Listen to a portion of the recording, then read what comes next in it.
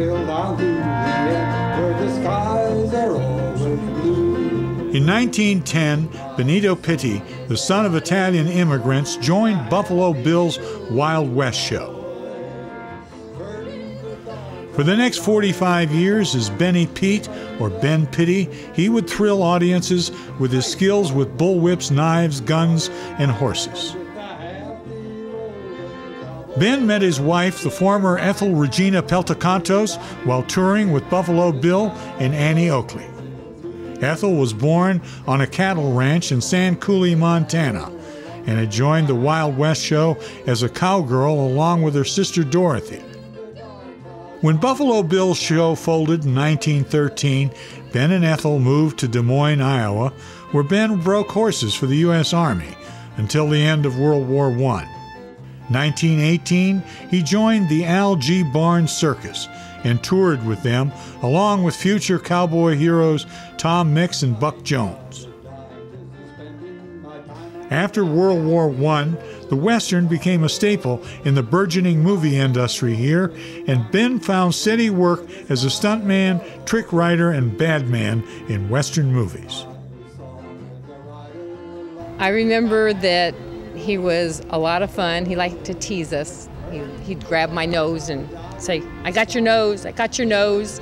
And he didn't have one finger on one hand, and yet he could still rope and throw knives better than most anybody else. Of course, not too many people did those things. Ben attracted the attention of silent movie star Pauline Frederick and became her chauffeur and bodyguard. Carl's brother Paul was born in Culver City and named after Pauline. 70 years ago, we bought the place on 4191 Lincoln Avenue in Culver City, and it's still in the family. Ben then went to work for the beloved actor, writer, and American icon Will Rogers.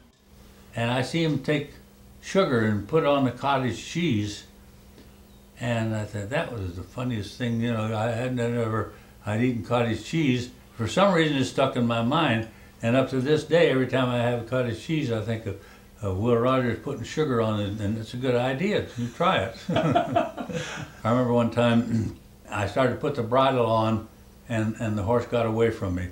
So Bill had to rope him again, and I was so embarrassed to let that horse go that he had to rope that horse twice for me.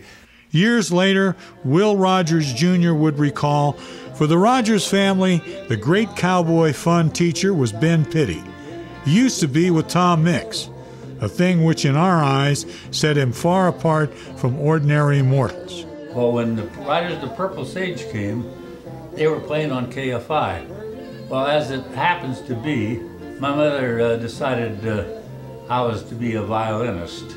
I mean, Carmelo Pitti. What else can you have but a violin virtuoso? Well, it didn't work out, and I went to country music and hoedowns, which fit in very, very good with the Riders of the Purple Sage. In 1939, with the help of family friend Walter Cameron, who owned the Ben-Hur riding stables, Carl began working as a stuntman and doubled for such actors as Robert Taylor, Glenn Ford, and Red Skelton.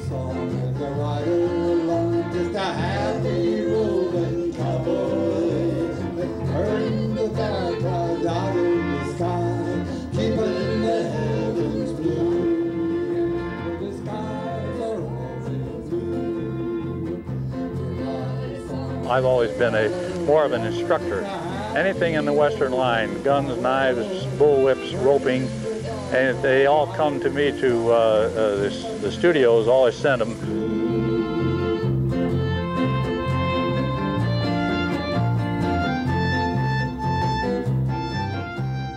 Yeah, also I loved to hunt. I hunted bow and arrow, and I become a professional archer also. So in the movies, I did I think as many Indians for many years as I did a white man. In one scene, he's up on the roof as an Indian shooting the bow and arrow, and then the next shot is this soldier in the street that's being shot, and it was himself, and he shot himself. That must have been crazy when I think about it. After we'd been married about 2 months, he got me aside one day and told me He said, you know, you're just the size I want. I said, for what? He says, well, I need someone to stand for the knives. And I said, what are you, nuts? I just got in the family. And Robert E. Callahan, who was on the staff at the Walker's department store, and also an author, he wrote Heart of an Indian, and he was the one that owned the Mission Village, and they had a museum there.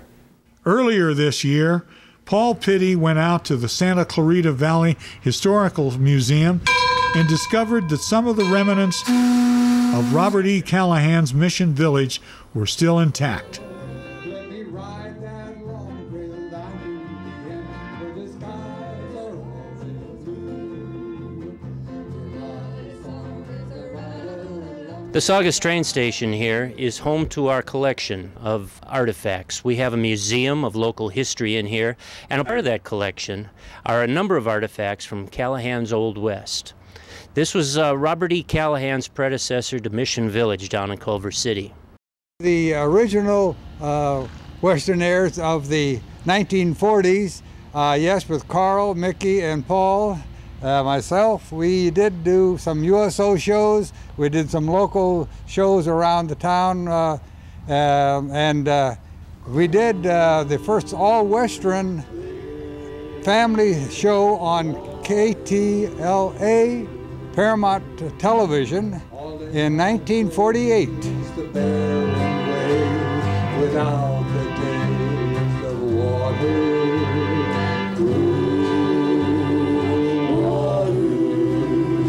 Then and I, with roads burned dry, and souls that cry for water. Cool, clear water. Keep moving down, don't you listen to him now. He's a devil, not a man, and his spread the burning sand. Then can't you see that big green tree where the water's running free and it's waiting there for you and me?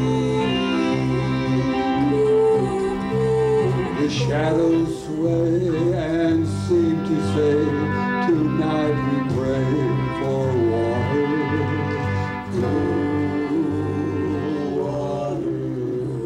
And way up there he'll hear our prayer and show us where there's water.